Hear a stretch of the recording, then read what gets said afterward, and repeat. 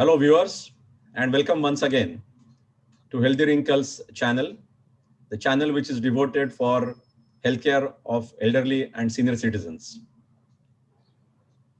Today, we have once again Dr. Prem, leading geriatrician from Mumbai Jaslok Hospital, with us once again. Welcome, Dr. Prem. Dr. Prem has been on this channel even earlier, and he's already a known figure. So I will directly jump to the questions today. Doctor, today's topic is about vaccination and vaccination in adults, senior citizens especially. So my first question, doctor, is everyone is aware about childhood vaccination, but I think very few of us are aware about adult vaccination. And can you talk a little bit about adult vaccination, and also what kind of infections or diseases it can help you prevent? Yeah, thanks a lot, Mr. Sherry, and it's good to be back on the channel. Yeah, I think vaccination is very important, and the fact that we do not even hesitate to vaccinate our children. I mean, that's usually the case. Of course, there are certain anti-vaccine. I mean, everywhere people do not prefer vaccine. So I don't want to go into that. But I'm saying that we do not really, because there's a schedule, so we are all happy about it and we follow it. But when it comes to older adults, and as we get older, now I think we keep thinking that are they really needed? So there are certain things. For example, people think that vaccines might actually make them more sick, which is not the case.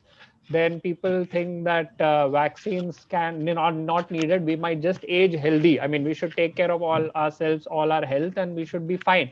We won't get any diseases. Whereas that is not the case. As far as adult vaccination is concerned, I would just want to tell you how it works, because as we grow older, our immune system obviously goes down. So, which is known as, which we call as immunosenescence, which is basically an aging immunity. So, what happens is, as we actually go, we are predisposed to infection. So, to counteract these pathophysiological changes of aging, effective vaccination is important so that we can have some good amount of antibodies. And what happens is, as we grow older, we need to actually feel that what happens with vaccination. So when we give the vaccination, one, let me be very clear, any vaccination does not make sure that you won't get the disease. I mean, let us get that straight.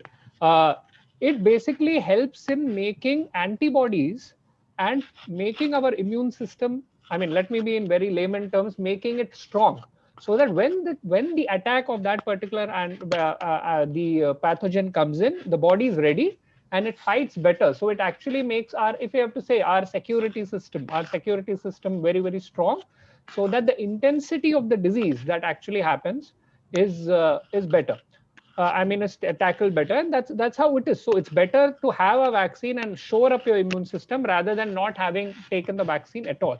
Now, as you said, common diseases which are covered, of course, I think one of the most dreaded diseases, which is very common in the elderly, is pneumonia. And pneumonia causes a lot of mortality, morbidity, a lot of hospitalization. I mean, it affects a lot of even finance, because sometimes a lot of admissions can be very long. So pneumonia is one of the greatest ones. Doctor, And just for the sake yeah, of clarity, pneumonia is like commonly what we call as a chest infections. yeah, it's basically one of the most common chest infections, in which of course it can either be spread throughout the lung, or it can be spread in part of the lung. And sometimes it can cause to something known as even going into the blood, and then we call it sepsis. So then that the person becomes very serious and will have to be put into the ICU.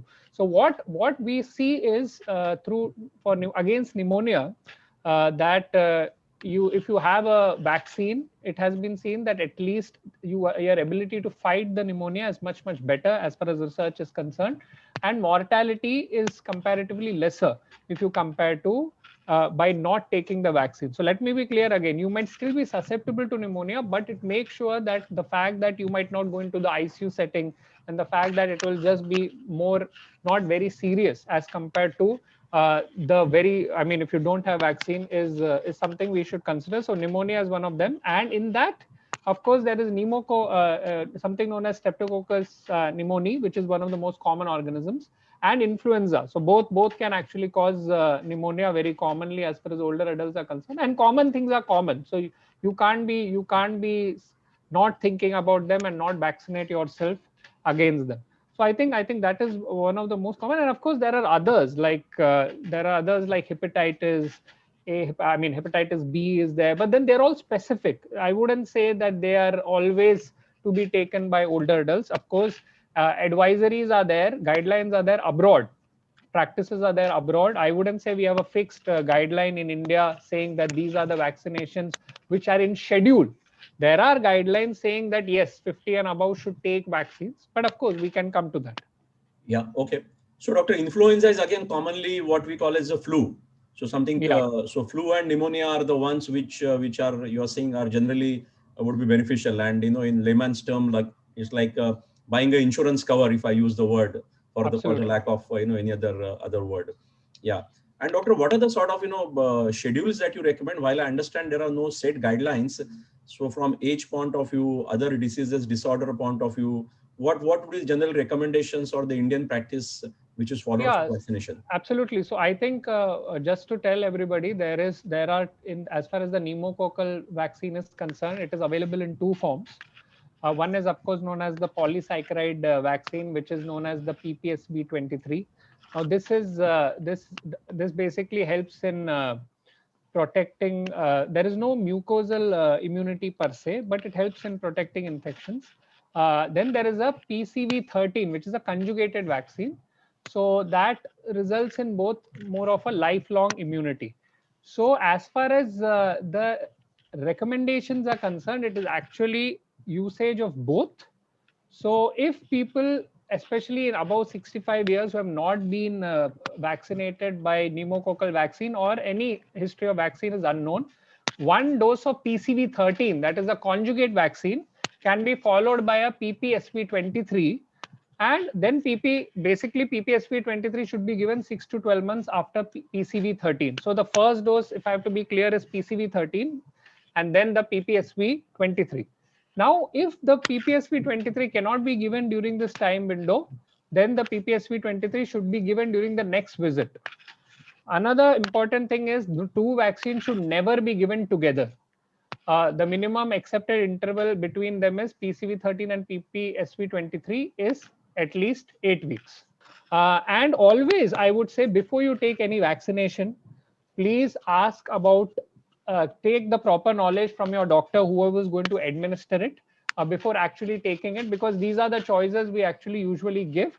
Another thing is, let me clarify how it is given also, because sometimes people have how it is actually usually injected. So it is usually given IM, that is in the intramuscular, and around 0.5 ml, and it will have slight amount of pain, obviously, because it will be sort of a bit painful. And same is with the PCV13 as well. If you have any chills, if you have a lot of local pain, if you are having any headache, if you have any muscle pain, if you have any local bleeding, please do tell your doctor or tell the nurse, whoever is taking care of you, or the relatives, that there has actually been some kind of problem for that, because that is something which is very important. And any side effects should never be neglected very lightly. Please report them to your doctor, because that is something we always want to know. And at least 24 hours in general monitoring is always needed, because you don't want to sort of end up actually getting any issues with the vaccine. Yeah. And doctor, my last question is about what about flu or influenza vaccine also? Are there any schedules specifically how one should go about it? Influenza vaccine usually is given yearly, and it's because of the beauty of influenza. All the strains, I mean, they just change like hell. I mean, to be very frank, that's the way I have to say it. And usually above 65 years and above, there are two types actually, when there is an inactivated and there is a live.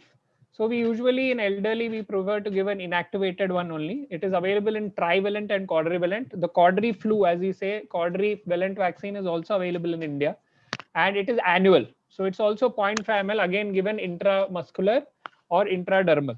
Any vaccination, let me be frank, does not give you immunity like you will not never get it. So please always take all the precautions which we need to take. And flu is very commonly, flu happens very commonly. And if that can get into a pneumonia, it's better that you vaccinate yourself and take the protection rather than not taking it. Then another doubt which I would want to dispel is, a lot of people ask, when we take pneumococcal, should we also take influenza? Yes, you should. Both are different. Both cover different organisms. So quadrivalent is always better because it will have a wider coverage, including more types of influenza vaccines. Viruses. I'm sorry, viruses. So that is something which we need to think. General contraindication, I would say, to any vaccine is if you have had an anaphylactic reaction, which is known as a sudden, when you inject the vaccine itself, everything, your immune system goes for a toss. So that has happened to you earlier. Please be very, very careful, and please mention it's an absolute contraindication to take further doses. So if you have had it before, please do not think it might not happen again. So do not take the vaccination in that case. Apart from that, side effects usually are mild as far as influenza is concerned. There could be redness, swelling. There could be sometimes runny nose, wheezing, but not really to a great extent. It is well tolerated by even older adults. That was great insight, doctor. And of course, next conversation that we will take up after a few weeks is is going to focus on COVID vaccination also, because that's something which is very, very relevant in today's context. So once again, thanks, doctor, for your time and the enlightening the whole audience on vaccination, and especially adult vaccination. So thank you once again, doctor. Yeah, thank you.